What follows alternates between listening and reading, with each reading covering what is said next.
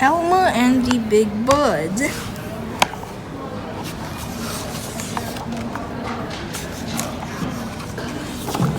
Elmer the patchwork elephant was watching his cousin Wilbur. Wilbur was playing voice tricks for some friends. He was making his voice come from trees a long way off. Strange, thought Elmer. No birds around. They love Wilbur's voice tricks. I wonder where they can be. Elmer left the others and went to find the birds. As he walked, he called out, "Yo-ho, birds, where are you?" Suddenly, a bird flew out of a cave and said, "Shh, Elmer, quickly, come inside." The cave was full of birds. "We're hiding from that huge, nasty, bully bird that's on the red rock," said one. "He frightens us. Have you seen him?" "No," said Elmer. "I'll go and talk to him." "That won't do any good," sighed a bird as Elmer left. Sure enough, there was a big bird on the rock. "Hello, you're new here," said Elmer. "You're welcome to stay, but please don't frighten the little birds." "Frighten them? They'll do as I say, or I'll do more than frighten them," screeched the bird. "I like to frighten, and I'll decide if I stay or not." Elmer returned to Wilbur and the others and told them about the bully bird. "If he won't stop being nasty," said Elmer, "I'll need your help and the help of the really big bird." "The really big bird?" asked Wilbur. "Yes," said Elmer. "Here's the plan." Next, Elmer went back to the birds and said, "You're right. The bully is awful. We might need the really big bird." "The really big bird?" asked the little birds in chorus.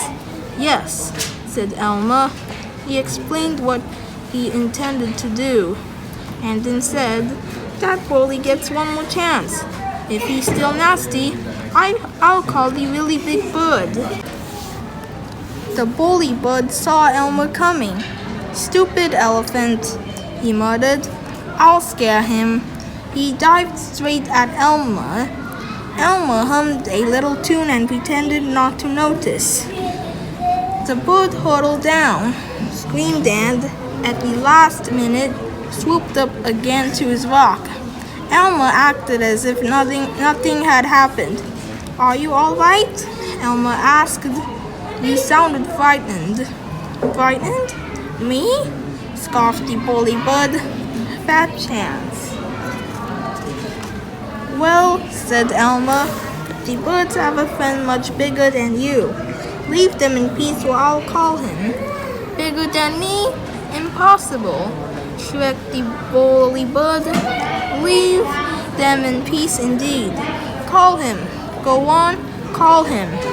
Elmer trumpeted loudly. A deep voice came from far away. "Where's the horrible bully who frightens little birds?" In the distance, something started to rise. At that moment, there was the sound of running and the animals came racing by. "Run for it, Elmer," they called. "The really big bird is coming." He can't be that big," stammered the bully bird. The rising shape was an enormous bird. "Let's see what a really nasty bird can do," came the voice. "Oh no, I've just remembered," said the bully bird. "It's Uncle's birthday. I must go." He left very quickly. "Come back, coward," called the voice, but the bully bird had gone.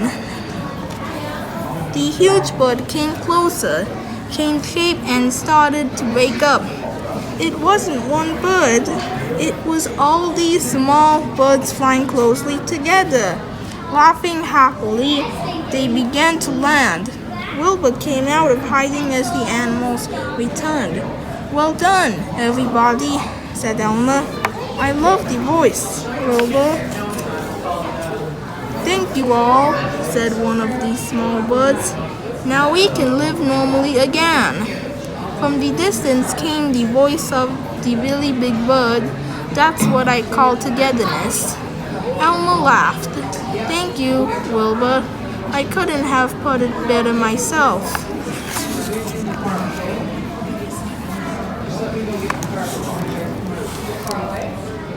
When Elmer realizes that the birds are being frightened by the big, bully bird, he comes up with an ingenious solution which will rid them of the nasty bully for good. A deserved favorite with 2 to 5s. The Sunday Times. The end.